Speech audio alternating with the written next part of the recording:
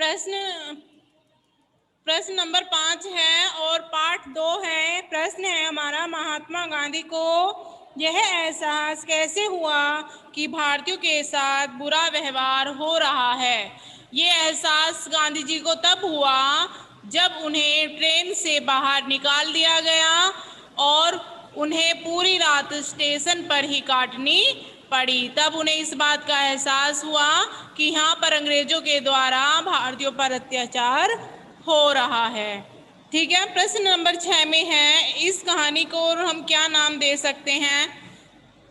इस कहानी को हम अपने तरीके से हम कई भी नाम दे सकते हैं, लेकिन मैंने यहाँ पर दिया है भारतीयों पर अत्याचार, क्योंकि इसमें गांधी जी ने भारतीयों के पर हो रहे बुरे व्यवहार के बारे में बताया है, दिखाया गया है, इसलिए मैंने इसका यह नाम दिया है।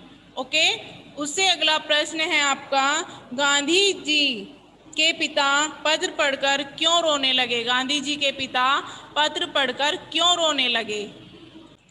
गांधी जी के पिता पत्र पढ़कर रोने लगे क्योंकि पत्र में मोहनिया ने दृढ़ निश्चय किया कि वे जीवन भर सच्चाई और ईमानदारी का पालन करेंगे और इस बात से वे प्रभावित हो गए।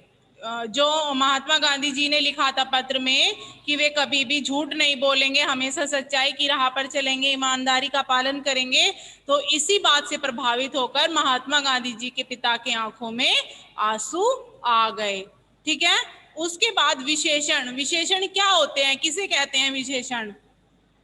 जो शब्द संज्ञा या सर्वनाम की विशेषता बताते हैं उन्हें हम विशेषण कहते हैं।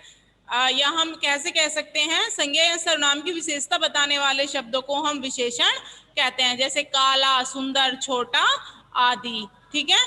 नीचे लिखे गए लोगों के लिए विशेषण शब्द जैसे कस्तूरबा, सुंदर, मोहनिया, सत्यवादी, मास्टर जी, ईमानदार, श्रीमान गिल्स, ईमानदार, है ना। कोई भी हम उसके लिए विशेषण शब्द लिख सकते हैं। ठीक है। कोई भी हम उसके लिए विशेषण शब्द लिख सकते हैं। और विशेषण शब्द कितने प्रकार के होते हैं। विशेषण शब्द 4 प्रकार के होते हैं। ठीक है।